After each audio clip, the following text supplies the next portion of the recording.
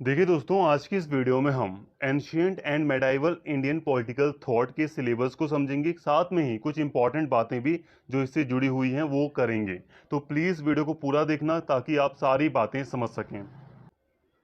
अगर आपने पहले ही सिलेबस देख लिया है तब भी ये वीडियो आपके लिए इंपॉर्टेंट है, तो प्लीज़ यहाँ पे पूरी बातें सुन लीजिए, यहाँ पे पूरी वीडियो देख लीजिए। देखिए दोस्तों, आपको टोटल आपके इस सब्जेक्ट में 11 यूनिट पढ़नी है। टोटल आपको 11 यूनिट पढ़नी है। अगर मैं बात करूँ थोड़ी सी सब्जेक्ट की, तो ये सब्जेक्ट काफ़ी ज़्यादा इंटरेस्टिंग है। थोड़ा सा लेंथी है लेकिन एक अच्छा सब्जेक्ट मैं इसे कहूँगा। हो सकता है कुछ बातें आपको टफ लगें इसकी, या बहुत ज़्यादा लेंथी लगे आपको, लेकिन अगर सही मायने में देखा जाए तो ये जो सब्जेक्ट है वो आपको कई ज़्यादा नॉलेज आपको प्रोवाइड करेगा। ये सब्जेक्ट आपको बहुत ज़्यादा नॉलेज देगा। और सबसे बड़ी बात, डिफ़िकल्ट आपके लिए नहीं रहेगा। क्योंकि डिफ़िकल्ट इसलिए नहीं रहेगा क्योंकि आपको जल्द ही सभी चैप्टर्स पर वीडियो प्रोवाइड करा दी जाएगी, और वीडियोज़ को ऐसी आसान भाषा में आपके लिए मतलब समझाया जाएगा, आपको आसानी से सारी बातें समझ में आ जाएंगी। तो यहाँ पे बात करते हैं पहली यूनिट की। अब बच्चे कहेंगे सर हिंदी में नहीं लिखा, तो देखिए दोस्तों, जो सिलेबस है वो इंग्लिश में ही प्रिंट होकर आता है। बट फिर भी आपको मैं यहाँ पर इंग्लिश का हिंदी अच्छे से मैं समझा दूंगा, तो आप निश्चिंत रहें, बस एक बार आप सिलेबस देख लें। तो यूनिट 1 में आपको पढ़ना है foundation of Indian political thought. देखो, इंडियन पॉलिटिकल थॉट किस तरह से शुरू हुआ, ध्यान से समझो। देखिए, एक है वेस्ट। वेस्ट मतलब जैसे यूरोप का इतिहास हो गया, अमेरिका का इतिहास हो गया, ये वेस्ट होता है, ठीक है। और एक है ईस्ट, ठीक है। ईस्ट में जहाँ भारत कहाँ है, भारत ईस्ट में बिलोंग करता है, भारत ईस्ट में है। तो देखिए, हम भारत को वेस्ट और ईस्ट ईस्ट से समझ सकते हैं। यहाँ पे आप भारत को रखिए, ठीक है, यहाँ पे आप वेस्ट को रखिए। देखिए, जब हम प्लेटो को पढ़ते हैं, जब हम अरस्तु या एरिस्टोटल को जब हम पढ़ते हैं, तो उन्होंने जो बातें बताई हैं वो वेस्टर्न पॉलिटिकल थॉट के अंतर्गत आती हैं। वेस्टर्न पॉलिटिकल थॉट यानी कि जो यूरोपीय थॉट है, यूरोपीय लिटरेचर है, उससे संबंधित है, ठीक है। अरस्तु, प्लेटो या जॉन लॉक वगैरह हो गए, तो ये वेस्टर्न से, यूरोप से संबंधित हैं, ठीक है। लेकिन जब हम बात करते हैं कौटिल्य की, मनु की, जिन्हें आप आगे पढ़ेंगे, तो ये भारतीय इंडियन पॉलिटिकल थॉट के अंतर्गत आते हैं। तो भारत का अपना कुछ खुद का पॉलिटिकल थॉट है। पॉलिटिकल थॉट का पहले मैं आपको मतलब एक्सप्लेन कर देता हूँ। पॉलिटिकल थॉट का मतलब होता है कि एक देश के पास अपनी राजनीतिक व्यवस्था से संबंधित कौन कौन से सिद्धांत हैं, कौन कौन से नियम वगैरह हैं। तो भारत में भी कई सारे दार्शनिक आए, या भारत में कई सारे दार्शनिक या जो विद्वान थे, उन्होंने राजनीति से संबंधित कई सारे नियम बताए हैं, कई सारे सिद्धांत बताए हैं, पॉलिटिकल थॉट दिया है। उसी को आपको इस सब्जेक्ट में पढ़ना है, इंडिया से संबंधित, ठीक है। पहली यूनिट कह रही है, बेसिक बातें कर रही है पहली यूनिट जो है वो कह रही है सोर्स, स्रोत कौन कौन से हैं भारतीय राजनीतिक जो विचार हैं, इसको पढ़ने के या इसको समझने की जो स्रोत हैं वो कौन कौन से हैं, सोर्सेज कौन से हैं, ये आपको समझना है, ठीक है। कल्चरल और टेरिटोरियल कॉन्सेप्शन ऑफ इंडिया, मतलब जो देखो, इंडिया में सांस्कृतिक विविधता अधिक है, तो इस सांस्कृतिक विविधता के हिसाब से भी यहाँ पे समझना है आपको। इसके साथ ही features of Indian political thought, ठीक है। मेन फीचर्स क्या हैं, जो इंडियन पॉलिटिकल थॉट है उसकी मेन फीचर्स क्या हैं, तो ये बातें आपको करनी है यूनिट 1 में। यूनिट 2 में आपको मनु को पढ़ना है। अब ये मनु कौन है, आपने मनु स्मृति का नाम सुना होगा, ठीक है। मनु स्मृति एक बुक है, आपने उसका नाम सुना होगा। तो इनको नॉर्मली, मैंने आपको फर्स्ट सेमेस्टर में भी बताया था, मनु को नॉर्मली आप मनु स्मृति के राइटर के तौर पे भी जानते हो, या मनु के बारे में बहुत सारी बातें हैं वो आपकी इस यूनिट में की जाएंगी, ठीक है। एग्जैक्ट जो भी बातें हैं वो आपको मतलब पढ़ाई जाएंगी, समझाई जाएंगी अच्छे से। मनु कौन है, या मनु, देखो एग्जैक्ट मनु के बारे में दो तीन बातें हैं। एग्जैक्ट अगर हम बात करें कि मनु कौन है, तो स्पष्ट रूप से नहीं कहा जाता, हमेशा अलग अलग विद्वान अलग अलग तरीके से इनके बारे में व्याख्या करते हैं। लेकिन मुख्य बातें इनकी ये है कि ऑथेंटिसिटी ऑफ मनुस्मृति, जो मनुस्मृति है, ठीक है, मनुस्मृति जो पुस्तक है, उसकी प्रमाणिकता क्या है, या उसमें जो मेन बिंदु हैं वो क्या क्या है, उनमें क्या क्या बातें लिखी हैं, ठीक है।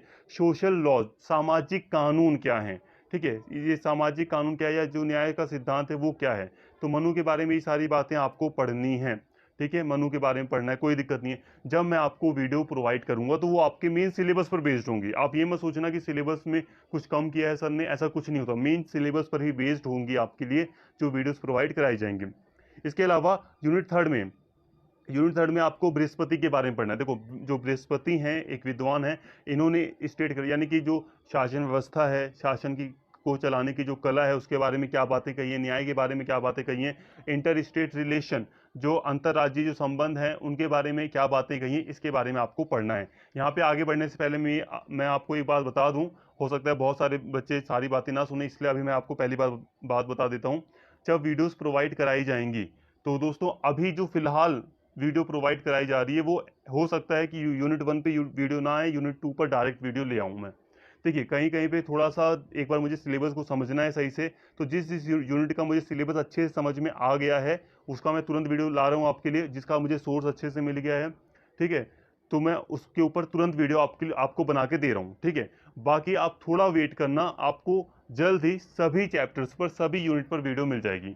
मतलब कहने का यह है कि मान लो आपकी 11 यूनिट है तो 11 में से हो सकता है अभी मैं आपकी 6 यूनिट ही करा पाऊँ, एक दो छोड़कर यूनिट में करा पाऊंगा अभी अभी आपकी।